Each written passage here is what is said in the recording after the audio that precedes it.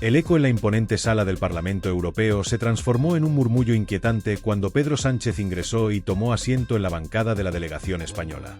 Aquella sesión, que en principio parecía una oportunidad para reafirmar su liderazgo frente a la Comunidad Europea, pronto se convertiría en un campo de batalla donde su credibilidad y gestión serían puestas a prueba. Sabía que su comparecencia no sería un mero trámite. La crisis política que atravesaba España había captado la atención de la Eurocámara, y los cuestionamientos a su gobierno se multiplicaban en distintos frentes. Sin embargo, lo que no imaginaba era la embestida política que estaba a punto de recibir, un golpe tan calculado como inesperado que lo dejaría contra las cuerdas. Desde una de las bancadas opuestas, António Costa, ex primer ministro de Portugal, se puso en pie y solicitó el uso de la palabra con una determinación que hizo que la sala se sumiera en un expectante silencio. Los presentes, acostumbrados a debates intensos, percibieron de inmediato que lo que estaba por ocurrir no sería un simple intercambio de opiniones.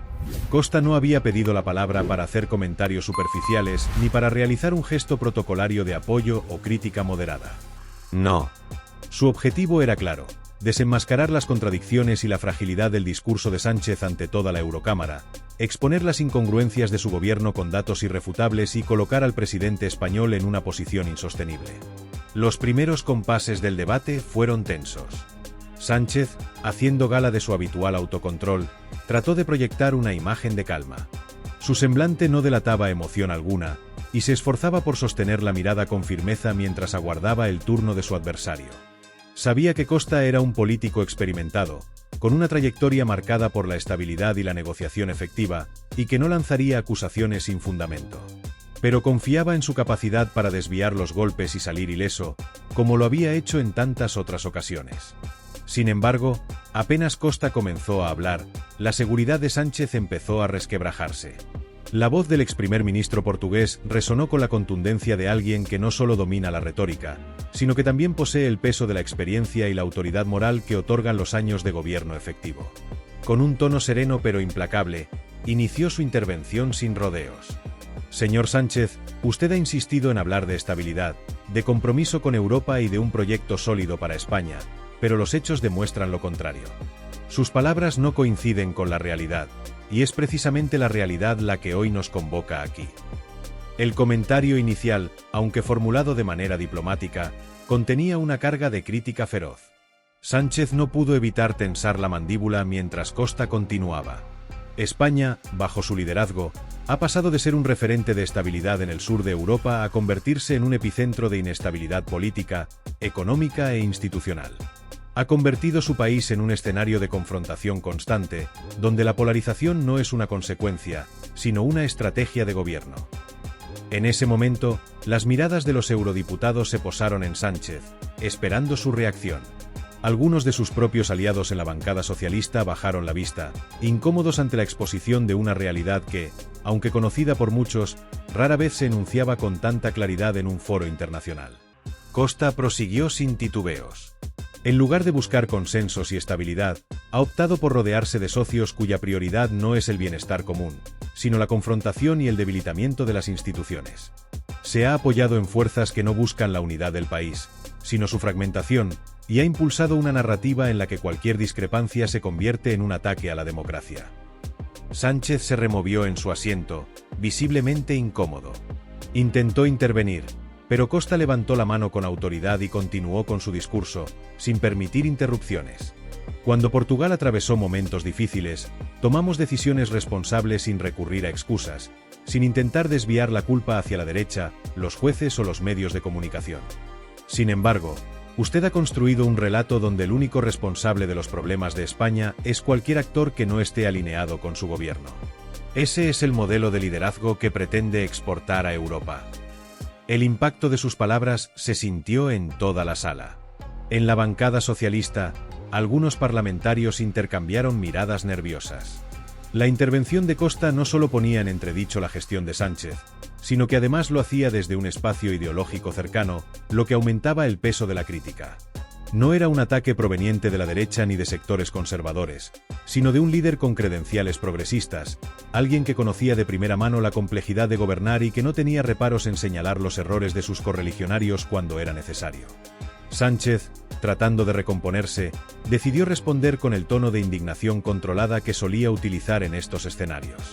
Señor Costa, le recuerdo que España es un país soberano, y nuestro gobierno toma decisiones basadas en principios democráticos y en el mandato legítimo de los ciudadanos. No voy a permitir que se cuestione nuestro compromiso con la estabilidad y el progreso. Pero Costa no iba a permitir que Sánchez esquivara la cuestión con respuestas genéricas. Con una leve sonrisa, cargada de ironía, replicó de inmediato: ¿Estabilidad y progreso? España tiene la deuda más alta de su historia, una crisis institucional sin precedentes y un gobierno que depende de fuerzas políticas cuyo interés no es la cohesión nacional. Si eso es estabilidad, entonces la realidad nos está diciendo algo muy distinto. Las palabras de Antonio Costa golpearon con la precisión de un cirujano experimentado, desmontando, punto por punto, el relato que Pedro Sánchez había construido cuidadosamente a lo largo de los años. Desde el inicio de su mandato, el presidente español se había esforzado por consolidar una imagen de líder progresista, un defensor incansable de la democracia y el avance social, una figura que luchaba contra los intentos de la derecha de frenar el progreso. Para él, la confrontación política se había convertido en una herramienta indispensable. Sus discursos estaban cuidadosamente estructurados para proyectarlo como el último bastión frente a una supuesta ofensiva reaccionaria que, según él, intentaba socavar los cimientos de una España moderna e inclusiva. Sin embargo, aquel día en la Eurocámara, ese relato comenzaba a desmoronarse con una contundencia que pocos habían anticipado.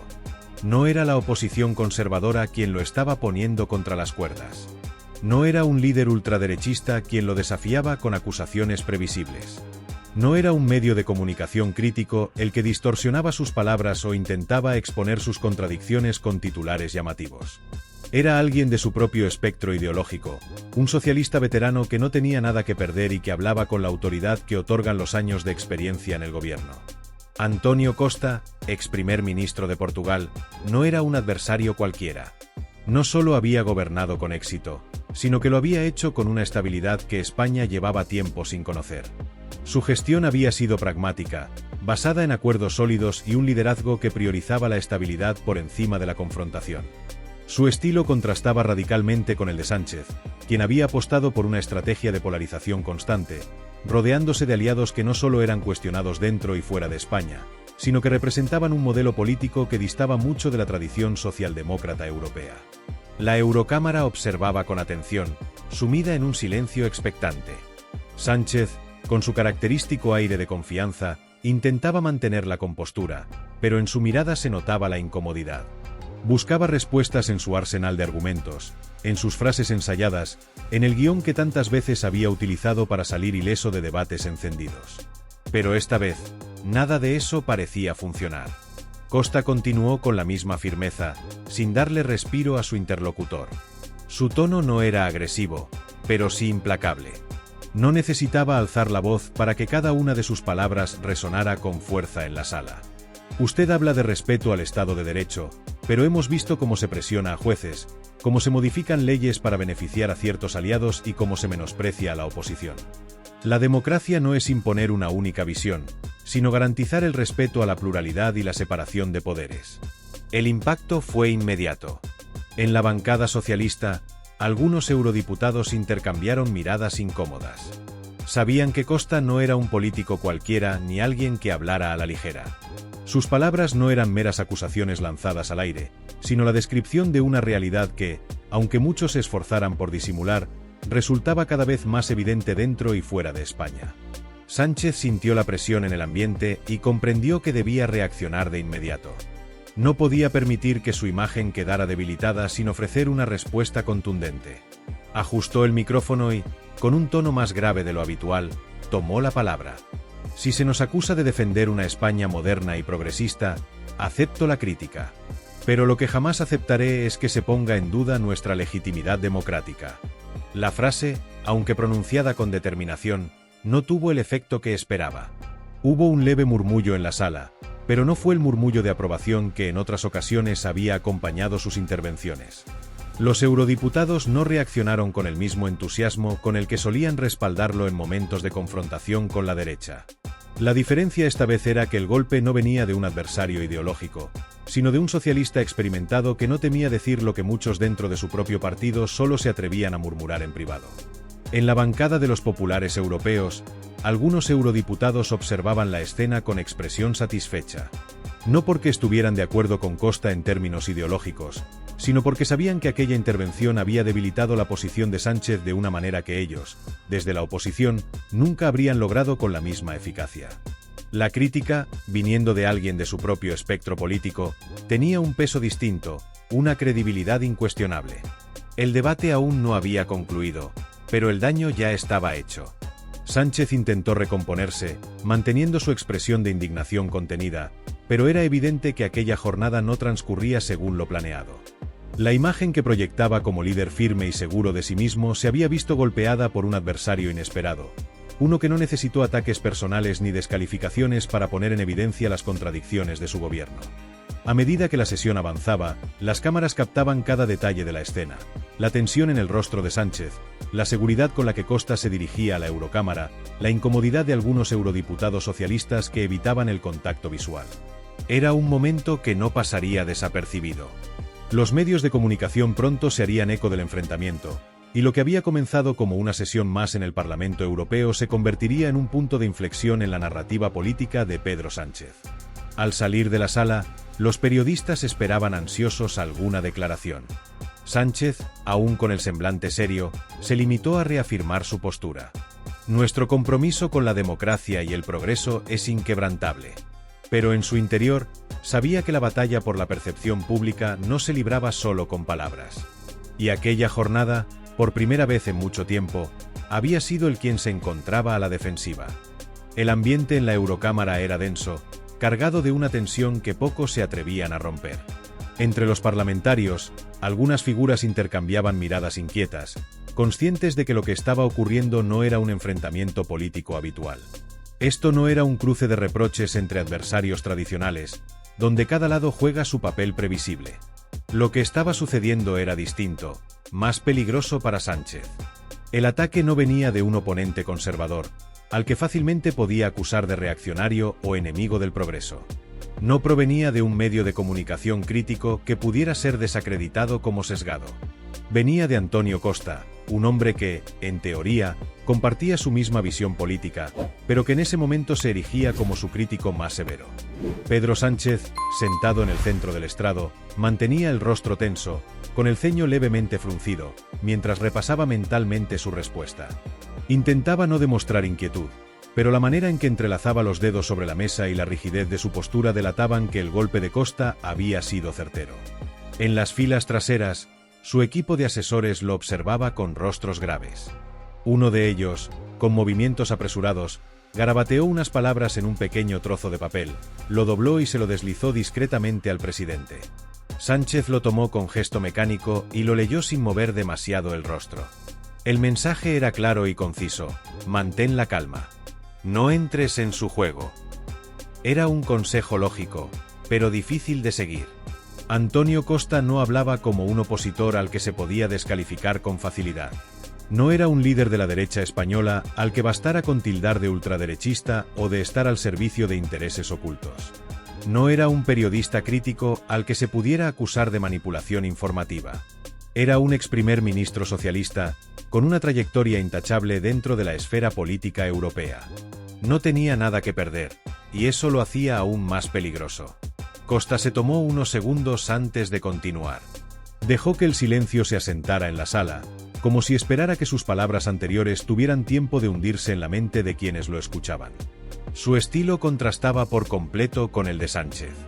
No recurría a grandes gesticulaciones ni a cambios de tono estratégicos para enfatizar su mensaje. No necesitaba elevar la voz para hacerse escuchar. Hablaba con la firmeza de quien sabe que la contundencia de sus palabras no requiere adornos innecesarios. Finalmente, apoyó ambas manos sobre la mesa y prosiguió. La política no es solo una cuestión de ideología, señor Sánchez, dijo con voz pausada, sin perder un ápice de determinación. Es, sobre todo, una cuestión de gestión. Usted insiste en presentarse como un defensor del compromiso con Europa, pero los hechos no reflejan ese discurso. En los últimos años, España ha acumulado un nivel de inestabilidad que la Unión Europea no puede permitirse. Hizo una breve pausa, observando cómo la incomodidad en el rostro de Sánchez se volvía más evidente. Luego, lanzó su pregunta con la precisión de un cirujano. ¿Cómo puede sostener su discurso de liderazgo cuando su país se encuentra sumido en una crisis institucional constante? La pregunta retórica se clavó en el ambiente como un dardo envenenado. No esperaba respuesta inmediata. No necesitaba una. La sola formulación de la cuestión bastaba para resaltar una verdad que, aunque incómoda, era difícil de rebatir. España no proyectaba la imagen de estabilidad que el gobierno intentaba vender. Desde la fragmentación política hasta los constantes enfrentamientos con el Poder Judicial, pasando por una economía que, pese a las cifras optimistas que el Ejecutivo mostraba con orgullo, no terminaba de generar confianza en los mercados internacionales.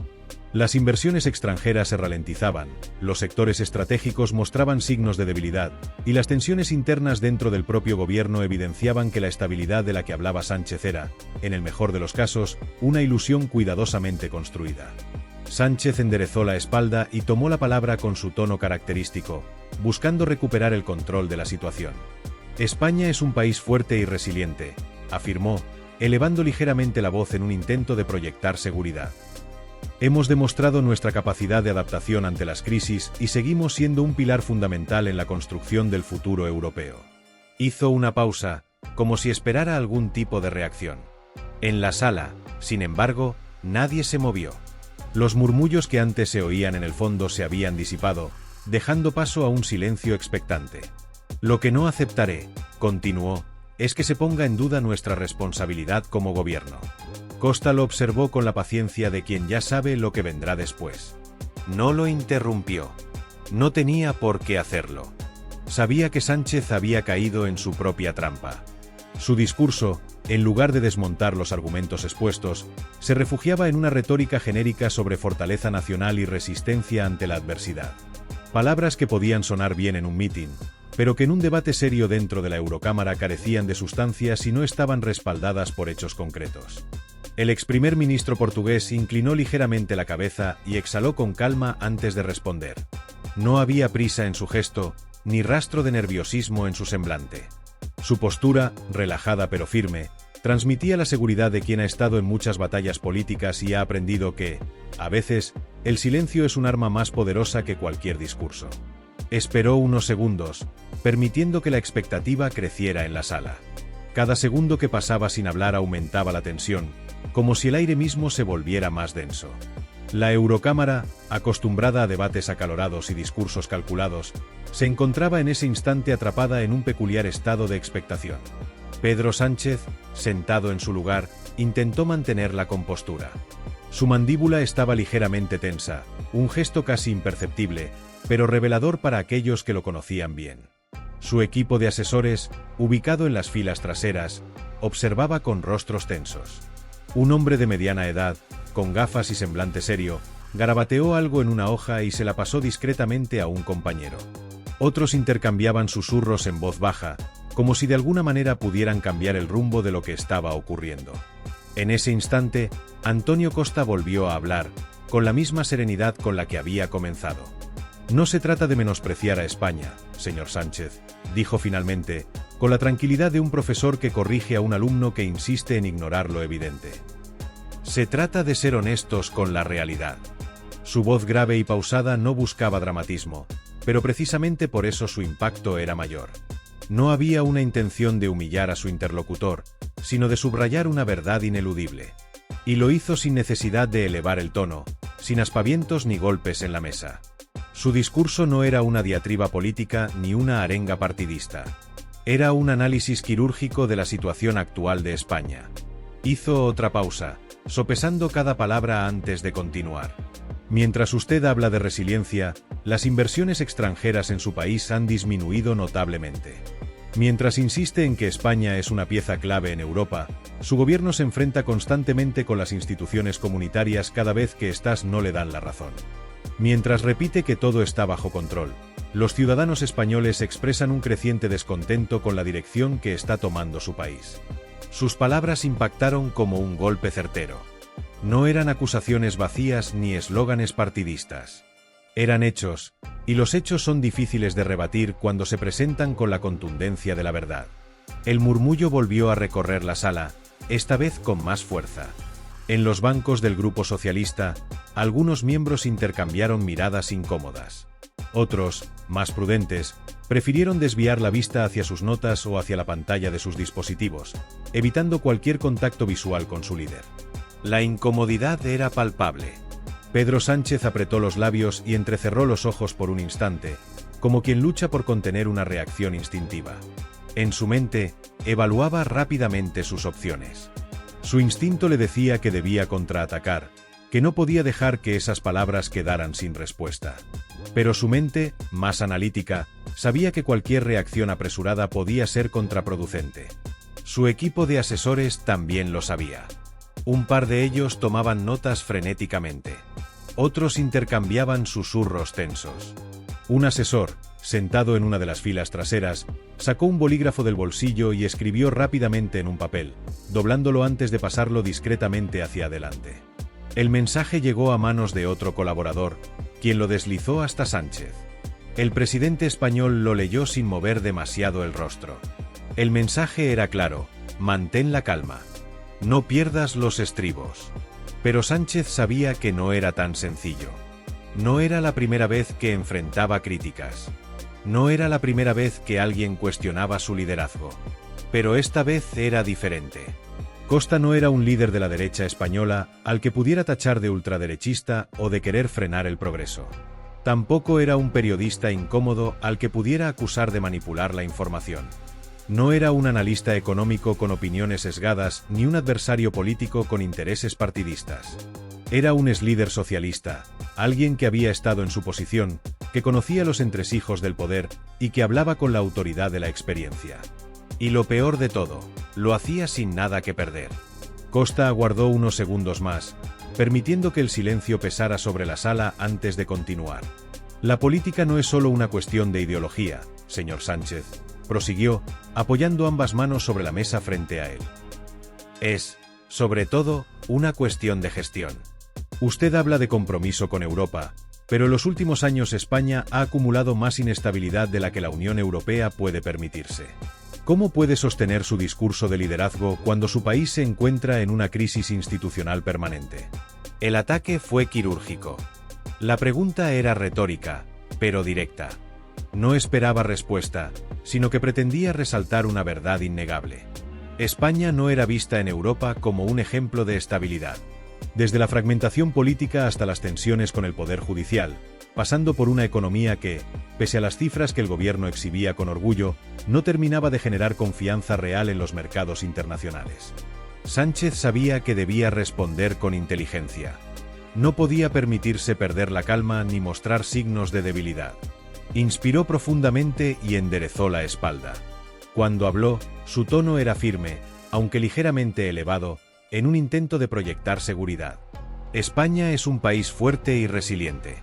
Hemos demostrado nuestra capacidad de adaptación ante las crisis y seguimos siendo una pieza clave en la construcción del futuro europeo, dijo, con la cadencia de quien busca reafirmar una verdad a través de la repetición.